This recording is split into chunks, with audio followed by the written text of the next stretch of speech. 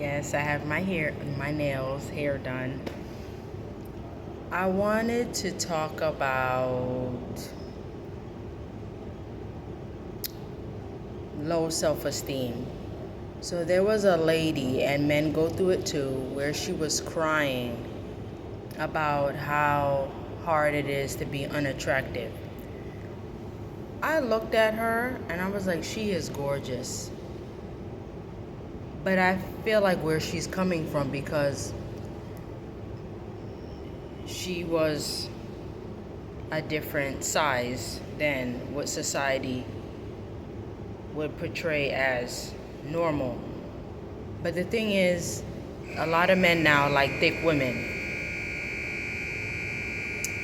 But I couldn't find anything unattractive about her. Now, me, I used to suffer from low self esteem for the simple fact my lips are dark and I'm very dark. So, growing up in Georgia, I got teased terribly because being dark skinned was viewed as, oh my gosh, you're black as tar, you were left in the sun for too long. So, the jokes are very cruel. Now, dark skinned women are being viewed as beautiful, but I feel like in that sense, I don't. Now that people tell me, oh, you have a nice complexion, it's very hard for me to believe for the simple fact I feel like when people say that, especially men, they don't have to worry about you having to harass them, for women per se, for doing makeup, especially if you have natural hair, because I've been told, oh, I love your natural hair, because if I had weave, or if I was very into my looks like makeup, they would have to spend more money. I pamper myself. I've never looked for a guy to pamper me. That's number one. And it's very hard, even if I did want, because the majority of the men I've come across were users or had some excuse. And mind you, these are men that worked, because I've never gave men that did not work the time of day. It was a no, you had to work. But they would find some excuse of not having any money, but want to use mine. And I feel like when you're unattractive, not only does that affect your self-esteem, you're more prone to pick up people that will use you, because they're like, well, this person has a good personality, but I'm not invested in them.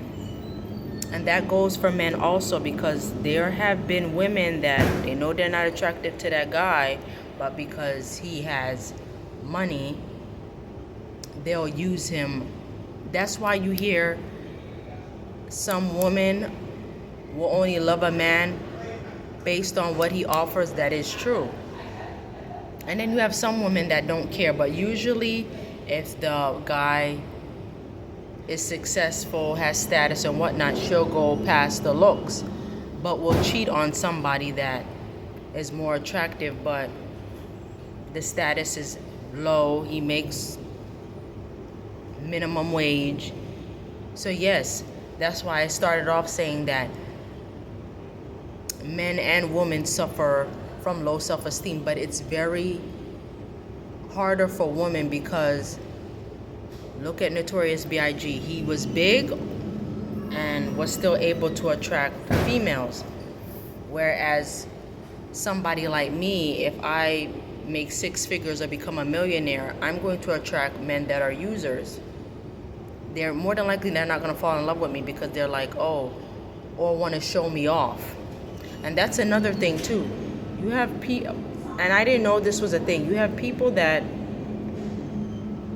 who you're dating that won't show you off, and for some reason be like, oh, can we relax indoors, or can we just walk around and whatnot. And I'm thinking, hey, they're probably trying to save money, they really want to get to know me, they appreciate my company. No, that's a subliminal message, like you're not worthy to be taken out. I apologize for the noise because I'm at work. So I'm learning a lot from being used over the years, so I'm not tolerating. For example, I notice also people like me have to put in work. Like, for example, I was expecting a guy that I liked on the job to take me out. Mind you, I know he's not healed from his past relationship because he was in a relationship for 3 years. But he said he found me attractive and I believed him. So I'm like, okay, what do you think we should be doing now that you find me attractive? Because then I was like, are you looking for sex? Am I a rebound? He was like, no, I'll tell you in person. So then after waiting about a week and a half, I was like, since you live in Staten Island, we could take a ferry ride and talk. You don't have to spend any money. And he was like, yeah, we'll do that. So we were supposed to meet up Sunday. I saw on the weather, I seen the weather that it's gonna rain. So I was like, let me cancel before he cancels, because men will do that. Oh, it's raining. So I was like, let me cancel before he does. So I did that. So then I was like, what day do you have in mind? He was like, Wednesday at 1. So that's this coming Wednesday. I personally believe that he is not going to meet up with me for the simple fact that the last time we spoke was Friday, the 25th, and it's Monday. Then yesterday I reached out to him and the conversation was very dry. He took forever to respond. But let me go back to Friday. I was expecting him at work Friday. He didn't come. So when I texted him, I was like, hey, how you doing? You told me you were coming Friday. No. Now, he's on vacation this week from work. So maybe his vacation started Friday. That's fine. But I find it very strange when I'm not in, because I called out Thursday. When I'm not at work, you'll text me, hey, is everything going okay? But when I text you, you can't follow up. That's an issue for me. Because when I don't answer his text messages, and there's been a few where I've answered late, he'd be like, well, did you see that I messaged you? And I'd be like, no.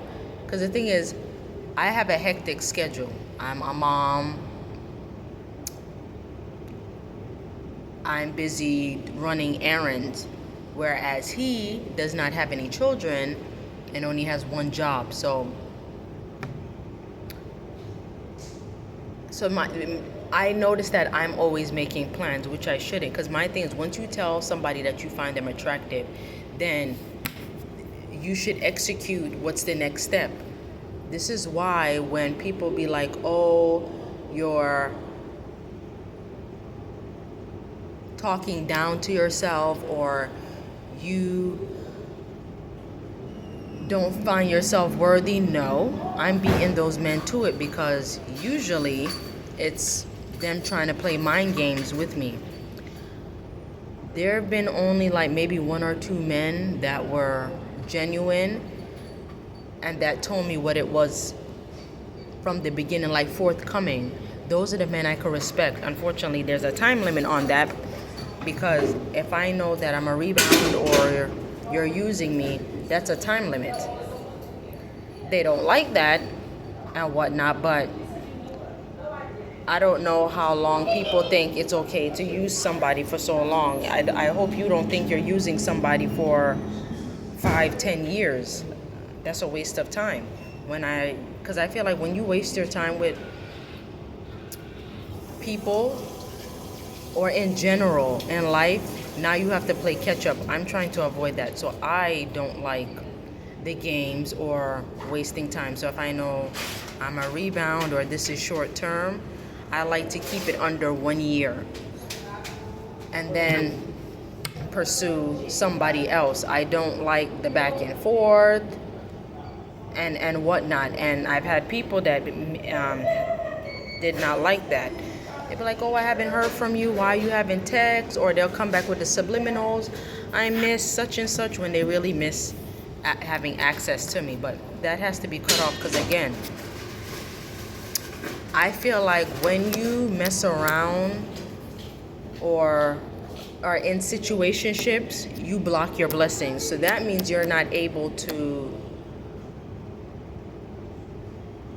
be blessed with who you're meant to be with. Now, there are some people that want to be a bachelor for a long period of time. That's not me. And that works for them. Hey, George Clooney didn't settle down until he was pushing 50. That works for him. That's not going to work for me. The sleeping around, like I don't need any more soul ties. So I feel like when you have low self-esteem, please ensure that you seek therapy and keep yourself busy. I don't think it's necessary to wallow in being unattractive because you can't change that. Unfortunately, society already has their mind made up what's attractive and what's not attractive. But I think like there's ways to enhance your beauty. You should associate with people that